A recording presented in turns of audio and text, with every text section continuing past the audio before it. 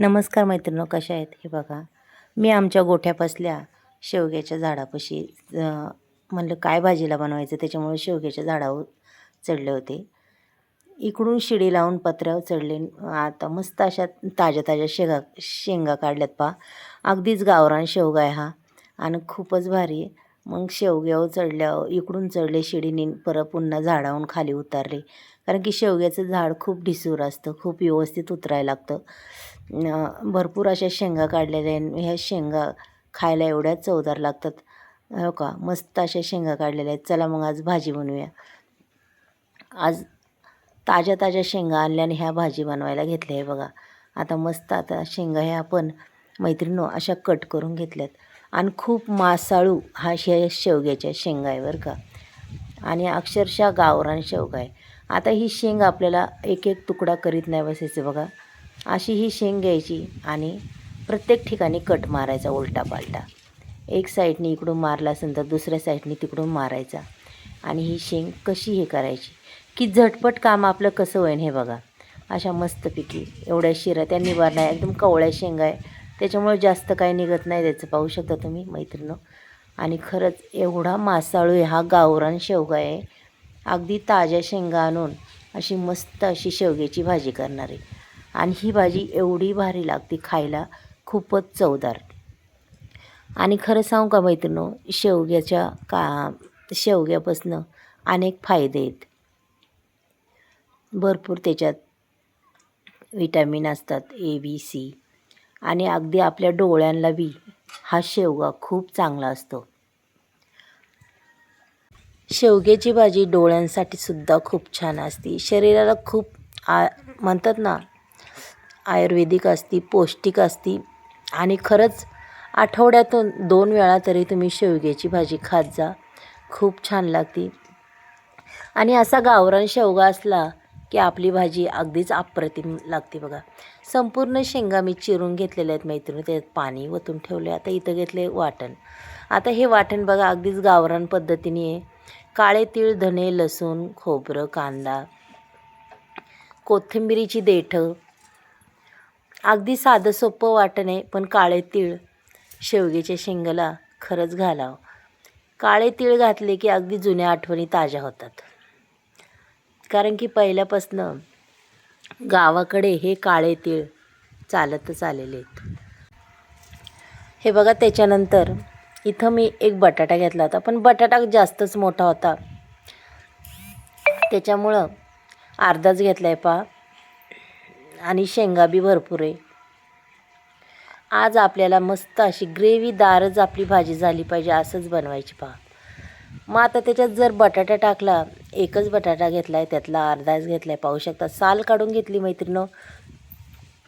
आणि बटाटा अगदी शेवग्यासारखाच कट करून टाकणार आहे बरं का, उभाच. आणि खरंच त्याच्यात एक बटाटा घातला किंवा अर्धा घाला, खरंच अप्रतिम चव लागते, भाजी अजूनही टेस्टी होते आपली. हे बघा, अगदी त्याला सूट होतील अशाच मी फोडी बी केलेल्या आहेत. आणि खरंच सांगू का, भाजी उकळता उकळताच संपणार, कढई शिल्लकसुद्धा नाही राहणार, एवढी भारी भाजी होती ही.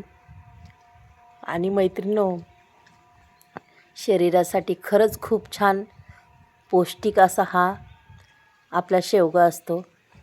नक्की आठवड्यातून 2 वेळा तरी ही भाजी बनवीत जा. पहा, दोन्ही स्वच्छ धुवून घेतलेले आहे. आता इथं गॅसवर कढई ठेवून त्याच्यात तेलही ओतलं आहे मी. तेल अगदी छान तापलं आहे मैत्रिणींनो. तेल हे तुमच्या पद्धतीने घाला. जिरी टाकून जिरी छान तडतडली आणि आपण टॅमॅटो बी त्याच्यात घालून घेतले बघा. पूर्ण एक टॅमॅटो आहे मी, तो सुद्धा घातला आहे. टॅमॅटो अजिबात आंबट नाही आहे, खूप छान टॅमॅटो आहे हा. गोड टॅमॅटो लागतो खायला. आणि शेतातले अगदीच ताजे टॅमॅटो आहेत. आणि मस्त अशी कढीपत्तासुद्धा टाकला आहे बघा, मस्त कढीपत्ता, तो सुद्धा तडतडला आहे मैत्रिणींनो. हे बघा, थोडासा चटका, आपण म्हणतो ना चटका, हा कोथिंबिरीचा चटका थोडासा टाकायचा बरं का. कारण की चटक्याशिवाय तर चव तर लागणार नाही, त्याच्यामुळं हा कोथिंबिरीचा चटका आपल्याला टाकायच लागतो. हळद टाकलेली आहे थोडीशी, त्याच्यानंतर 1 चमचा धना पावडर बी टाकलेली, मी वाटून नाही घातलेली आहे, तरी थोडीशी टाकलेली. इथं मस्त अशी बेडकी मिरची पावडर टाकली बघा, 1 चमचा. रंग अगदी छान येतो आणि चव बी खूप छान लागते. त्याच्यानंतर आपल्याला मटण मसाला टाकायचा आहे. मटण मसाला हा खरंच तिखट नसतो, पण चव त्याची अप्रतिम असते. त्याच्यानंतर 1.5 चमचा मी इथं कांदा लसूण मसाला टाकला आहे. अगदी साधे सोपे मसाले, जास्त काही नाही त्याला. आणि खरंच भाजी एवढी अप्रतिम होती. आता हे आपण जे वाटून घेतले ते सुद्धा मी त्याच्यात टाकून घेतले पहा. कारण की त्याच्यात टाकलेत आपण काळे तीळ. काळ्या तिळाने भाजी खूप छान लागते. तुम्ही कधीतरी बटाट्याची नुसती भाजी करा आणि त्याला फक्त काळ्या तिळाचं वाटण टाका.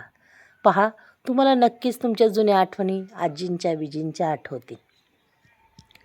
काळ्या तिळातला बटाटा तो सुद्धा खूप अप्रतिम लागतो. पहिली काय एवढं नव्हतं, फक्त काळ्या तीळ वापरायची आणि ते भाज्या खरंच खूप चवदार लागायच्या. गावरान पद्धतीने गावाकडच्या आठवणी येतात. वाटण अगदी छान परतले पाहू शकता. त्याच्यानंतर हा बटाटा शेवगा त्याच्यात टाकून द्यायचा बरं का. अगदी कवळ्या शेंगा ह्या खूप छान. आणि तुमच्या आवडीने तुम्हाला कोणती डाळ आवडती ती तुम्ही घालू शकता. मसुराची घालू शकता किंवा हरभरा डाळ घालू शकता. मी मूग डाळ घातली. मूग डाळाने एक काय होतं, भाजीला आपल्या छान अशी ग्रेव्ही येते. आणि खरंच मैत्रिणींनो, ही भाजी खूप छान लागते. चवेला बी खूप अप्रतिम लागते पहा. आपण त्याच्यात थोडीशी मुगाची डाळही टाकली ना, खूप छान लागते. आता इथं चवीपुरतं मीठही घालून घेतलं आहे पाहू शकता तुम्ही. चला एकदा मिक्स करूया. आणि आपल्याला भाजी ही किती बनवायची त्यानुसारच आपल्याला पाणी घालायचं आहे. इथं पूर्ण मिक्सरचं भांडं घेतलं होतं मी भरून, ते सुद्धा ओतलं आहे. त्याच्यानंतर अजूनही थोडं टाकणार आहे पाहू शकता तुम्ही. इथं मला 4 माणसांची भाजी करायची. आणि खरं सांगू का, शेवग्याची भाजी प्रत्येकालाच आवडते. चला आता इथं झाकण ठेवूया. 5-1 मिनिटांनी आपण पुन्हा पाहूया. अगदी छान उकळी चाललेली आहे पाहू शकता तुम्ही. मस्त भाजी उकळते पहा. पुन्हा ठेवूया आपण 2 मिनटं झाकण. त्याच्यानंतर आपल्याला पुन्हा पाहिजे. आपली भाजी झाली की बघा. भाजी तर झाली जशी आपल्याला लागते ना, अगदी ग्रेव्हीदार तशी ही भाजी झालेली. भरपूर सारा याचा गाळ झालेला आहे पहा. आणि खरंच खूप छान भाजी झाली. ही ग्रेव्हीदार शेवगा अगदीच कोणाला कोणाला आवडतो नक्कीच सांगा. आणि आजची रेसिपी तुम्हाला ही कशी वाटली मैत्रिणींनो, मला नक्कीच कमेंट बॉक्समध्ये सांगा. मग आजची भाजी कशी वाटली ते सांगा. चला उद्या भेटूया आपण मैत्रिणींनो. बाय.